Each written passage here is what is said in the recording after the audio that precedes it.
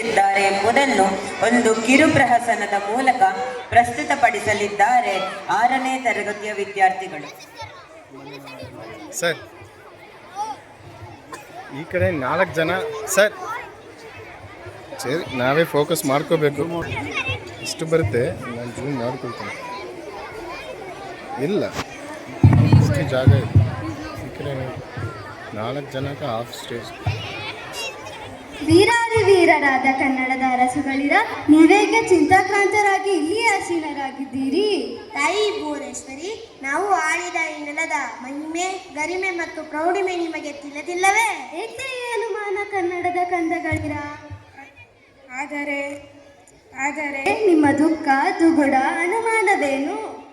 ಇಂದಿನ ಯುವ ಪೀಳಿಗೆ ಕನ್ನಡದ ನೆಲ, ಜಲ, ಭಾಷೆಯ ಹಿರಿಮೆ ಮತ್ತು ಸಂಸ್ಕೃತಿಯನ್ನು ಮರೆತಂತಿದೆ ತಾಯಿ. ಇಲ್ಲ, ಅದನ್ನೆಂದಿಗೂ ಮರೆಯಲು ಅಸಾಧ್ಯ. ಕನ್ನಡ ನಾಡನ್ನು ಆಳಿದ ಪ್ರಸಿದ್ಧ ರಾಜಮನೆತನಗಳ ಗತವೈಭವ ಹಾಗೂ ಕರುನಾಡಿಗೆ ಕೊಟ್ಟ ಕೊಡುಗೆಗಳ ಬಗ್ಗೆ ನೆನಪಿಸ. ನಾನು ಮಯೂರವರ್ಮ, ಈ ನಾಡಿನ ಬನವಾಸಿಯನ್ನು ರಾಜಧಾನಿಯಾಗಿ ಮಾಡಿಕೊಂಡು ಆಳ್ವಿಕೆ ಮಾಡಿದ ಮೊದಲ ಕನ್ನಡ ರಾಜಮನೆತನ ನಮ್ಮದು.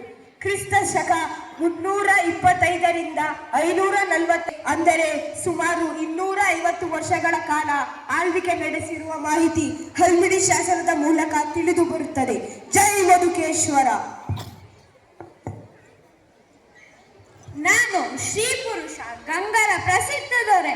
ನಾವು ತಲಕಾಡನ್ನು ರಾಜಧಾನಿಯಾಗಿ ಮಾಡಿಕೊಂಡು ಅಖಂಡ ಕನ್ನಡ ನೆಲವನ್ನು ಸುದೀರ್ಘ ಕಾಲದವರೆಗೆ ರಾಜ್ಯವಾಳಿದ ರಾಜವಂಶ. ಇದಕ್ಕೆ ಸಾಕ್ಷಿ ತಲಕಾಡಿನ ಪಂಚಲಿಂಗ ದೇವಾಲಯ, ಚಾವುಂಡರಾಯರು ನಿರ್ಮಿಸಿದ ಶ್ರವಣಬೆಳಗೊಳದ ಗೊಮ್ಮಟ ಮತ್ತು ಪೂರ್ವದ ಗಂಗರು ನಿರ್ಮಿಸಿದ ಕೋನಾರ್ ಸೂರ್ಯ ದೇವಾಲಯ ಇತ್ಯಾದಿಗಳು ನಮ್ಮ ಪ್ರೌಢಿಮೆಗೆ ಇಂದಿಗೂ ಸಾಕ್ಷಿ. ನಾನು 2ನೇ ಪುಲಿಕೇಶಿ. ನಾವು ಚಾಲುಕ್ಯರು. ನಮ್ಮ 5 ಮನೆತನಗಳು ಕನ್ನಡ ನೆಲವನ್ನು ಆಳಿವೆ. ಕಾವೇರಿಯಿಂದ ಗೋದಾವರಿ ನದಿಯವರೆಗೆ ಸಾಮ್ರಾಜ್ಯ ವಿಸ್ತರಿಸಿ ಹೊರದೇಶಗಳಿಗೂ ಆಮದು ರಫ್ತು ಮಾಡಿದ ಸಾಮ್ರಾಜ್ಯ ನಮ್ಮದು. ಇದಕ್ಕೆ ಸಾಕ್ಷಿಯಾಗಿ ನಾವು ಮೊದಲಿಗೆ ನಿರ್ಮಿಸಿದ ಗುಹಾಂತರ ದೇವಾಲಯವಾದ ಬಾದಾಮಿ ಮತ್ತು ಪಟ್ಟದಕಲ್ಲು ಇಂದಿಗೂ ಶಿಲ್ಪಕಲೆಗೆ ಅದ್ಭುತ ಕೊಡುಗೆಗಳಾಗಿವೆ. ಅಲ್ಲದೆ ಈ ನೆಲವು ವಿಶ್ವ ಪಾರಂಪರಿಕ ತಾಣವಾಗಿರುವುದು ಹೆಮ್ಮೆಯೇ ಸರಿ. ನಾನು ತುಂಗ 65 ವರ್ಷಗಳ ಕಾಲ ಸುದೀರ್ಘ ರಾಜ್ಯಭಾರ ಮಾಡಿದ್ದೇನೆ. ನಾವು ರಾಷ್ಟ್ರಕೂಟರು ಮಾನ್ಯ ರಾಜಧಾನಿಯಾಗಿ ಮಾಡಿಕೊಂಡು ಕ್ರಿಸ್ತಶಕ 777-773ರವರೆಗೆ ನಮ್ಮ ನೆಲ ಕನ್ನಡ ನಾಡನ್ನು ಆಳ್ವಿಕೆ ಮಾಡಿದ್ದೇವೆ.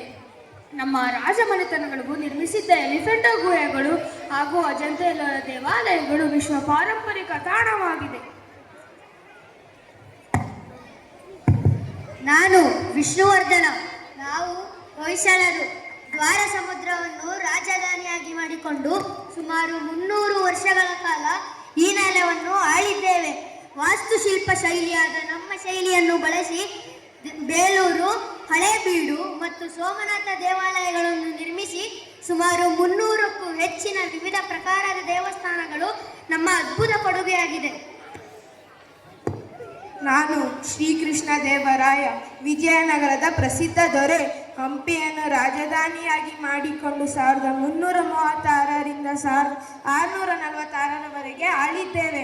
ನಮ್ಮ ಆಡಳಿತದಲ್ಲಿ ಮುತ್ತು, ರತ್ನ, ವಜ್ರ, ವೈಡೂರ್ಯಗಳನ್ನು ರಸ್ತೆ ಬದಿಯಲ್ಲಿ ಮಾರುತ್ತಿದ್ದೆವು. ಸುರಕ್ಷಿತ ಮತ್ತು ಸುಭಿಕ್ಷೆಯ ಸಾಮ್ರಾಜ್ಯ ನಮ್ಮದು. ನಾವು ಶಿಲ್ಪಕಲೆಗಳ ಕೆತ್ತನೆಯಲ್ಲಿ ಕಲ್ಲಿನ ರಥ, ಸಂಗೀತ ಕಲ್ಲು ಇವೆಲ್ಲ ಜಗತ್ಪ್ರಸಿದ್ಧಗೊಂಡಿದೆ. ನಮ್ಮ ಆಡಳಿತದಲ್ಲಿ ಕೆಳದಿ ಅರಸರು, ನಾಡಪ್ರಭು ಕೆಂಪೇಗೌಡರು ಮತ್ತು ಸಾಮಂತ ಅರಸರು ಈ ಚಿನ್ನದ ನೆಲವನ್ನು ಆಳಿದ್ದಾರೆ. ನಮ್ಮ ಆಡಳಿತದಲ್ಲಿ ನಾಡಹಬ್ಬ ದಸರಾ ನಮ್ಮ ಕಾಲದಲ್ಲೇ ಆಚರಣೆ ಮಾಡಲಾಯಿತು.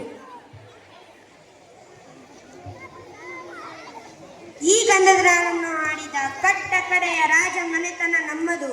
ನಾನು ನಾಲ್ವಡಿ ಕೃಷ್ಣರಾಜ ಒಡೆಯರ್. ಅಂದು ಈ ನಾಡು ಮೈಸೂರು ರಾಜ್ಯವಾಗಿತ್ತು. ಕ್ರಿಸ್ತಶಕ 1399ರಿಂದ 1947ರವರೆಗೂ ನಮ್ಮ ಸುಮಾರು 26 ಒಡೆಯರ್ಗಳು ಆಳಿದ್ದೇವೆ. ನಮ್ಮ ಆಳ್ವಿಕೆಯಲ್ಲಿ ಕನ್ನಂಬಾಡಿ ಕಟ್ಟೆ, Mysuru sandal soap, state bank of Mysuru, ಕಬ್ಬಿಣ ಮತ್ತು ಉಕ್ಕಿನ ಕಾರ್ಖಾನೆಯನ್ನು ಸ್ಥಾಪಿಸಲಾಯಿತು. 1902ರಲ್ಲಿ ಇಡೀ ಏಷ್ಯಾದಲ್ಲೇ ಮೊದಲ ಬಾರಿಗೆ ನಮ್ಮ ಮೈಸೂರು ರಾಜ್ಯದಲ್ಲಿ ವಿದ್ಯುತ್ ಉತ್ಪಾದನೆ ಮಾಡಲಾಯಿತು.